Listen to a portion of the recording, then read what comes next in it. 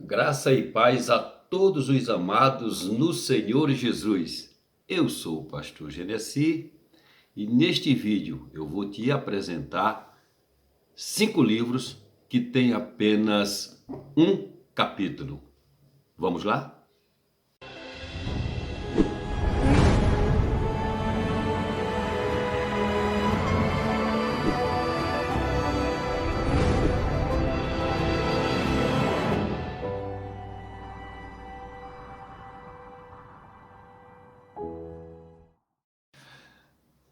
Então vamos memorizar. São 5 os livros que só têm um capítulo.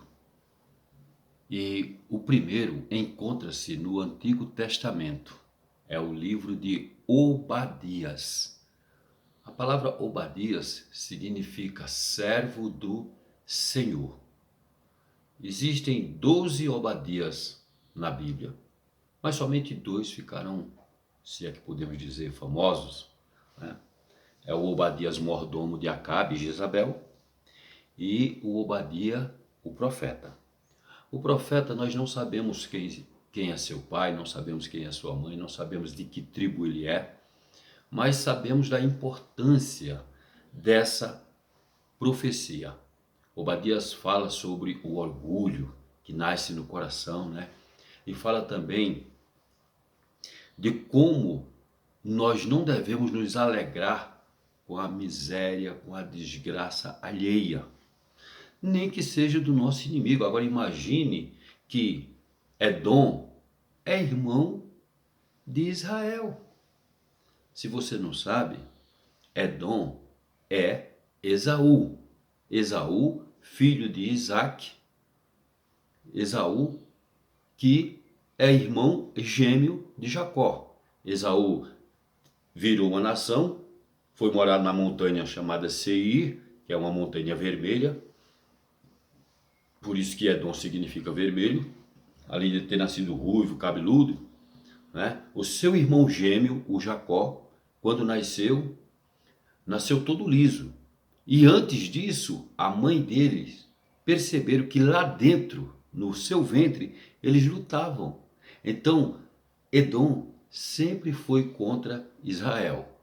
Mas no dia da calamidade de Israel, por ele ter se alegrado, por ele também ter participado, por ele também ter matado e ter entregado muitos sobreviventes, entregou como escravo para o pessoal da Babilônia, então isso desagradou muito aos olhos de Deus. E Deus disse que haveria livramento para Israel, mas para Edom seria totalmente dizimado. Então que fica essa lição para a igreja, né? Que a igreja de Jesus Cristo, nesses dias, ame. Que a igreja de Jesus Cristo, nesses dias, ore a Deus para que não entre no seu coração nenhum tipo de vaidade, nenhum tipo de soberba, né? Porque como eles moravam numa montanha, né? Eles se sentiam muito protegidos. E na profecia, Deus revela para Obadias o seguinte: olha, a tua soberba tem te enganado. Então precisamos guardar o nosso coração da soberba para também não sermos enganados. A terceira carta foi escrita pelo profeta e pelo apóstolo João, né? Na sua segunda carta também só tem um capítulo. E do que trata essa carta de João? Essa carta de João, ela é endereçada, e já se tem estudos aí que uns acham que essa senhora eleita é uma mãe de família e outros acham que a senhora eleita é a igreja. De qualquer forma, João trata muito do tema a verdade. Nós não podemos nos desligar da verdade. Ele diz que está muito contente porque alguns dos seus filhos andam na verdade, não é?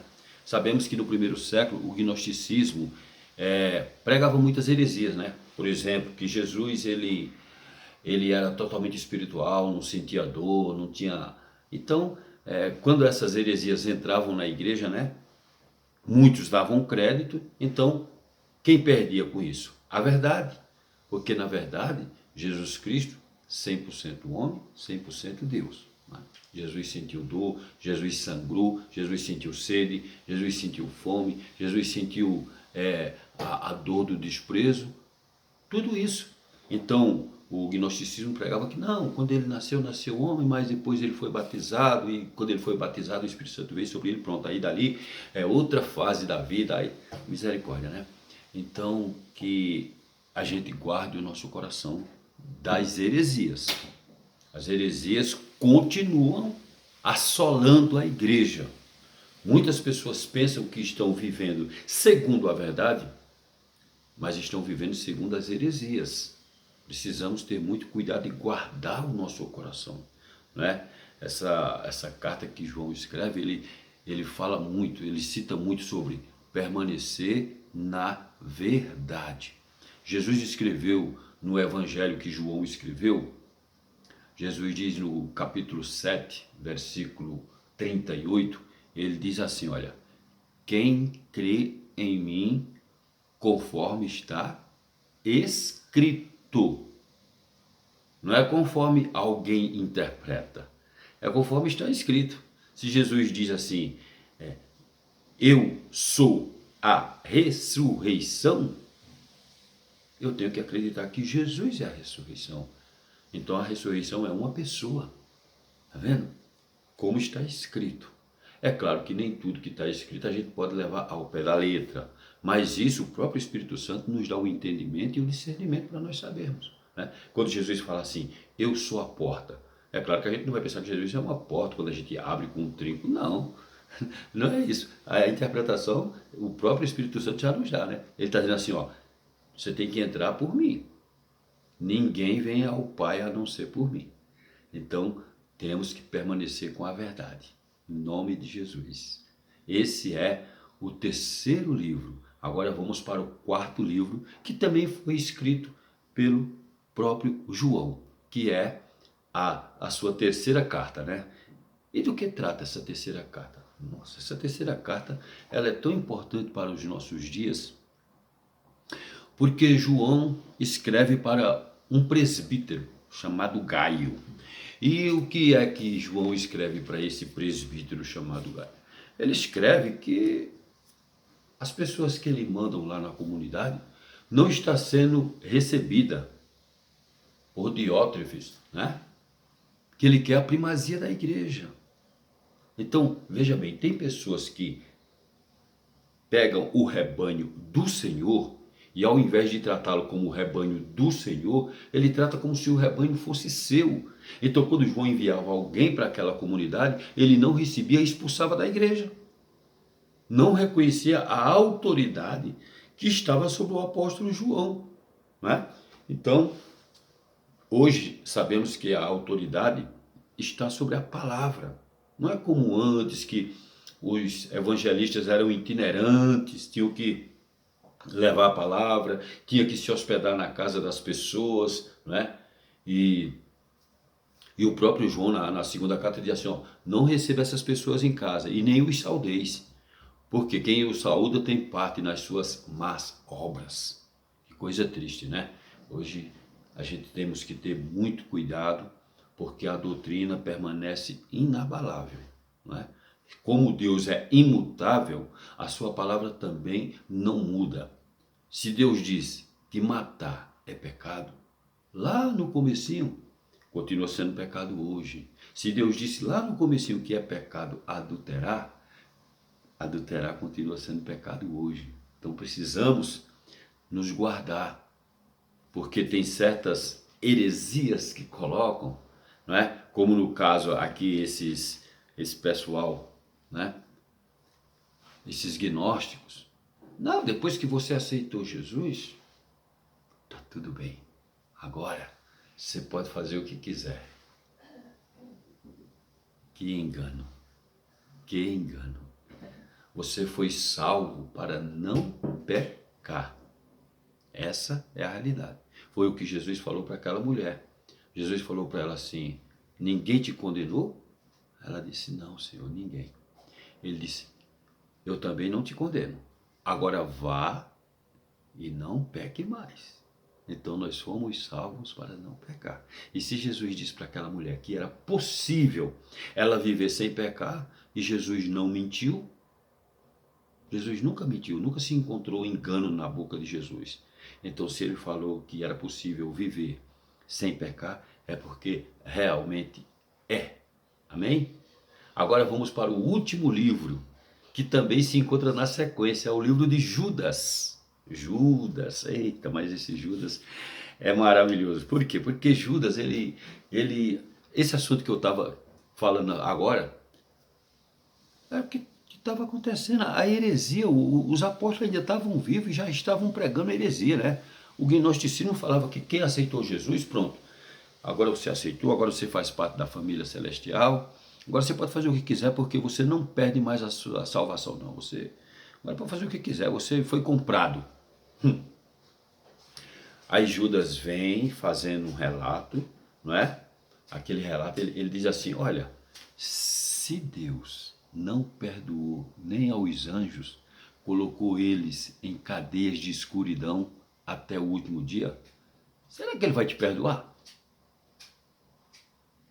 Se Deus não perdoou duas cidades e condenou elas ao fogo, Sodoma e Gomorra, será que ele vai te perdoar?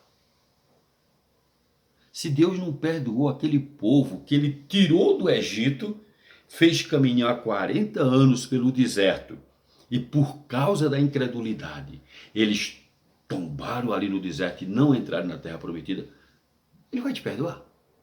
Então Judas faz esse apanhado. Ele começa falando sobre a salvação.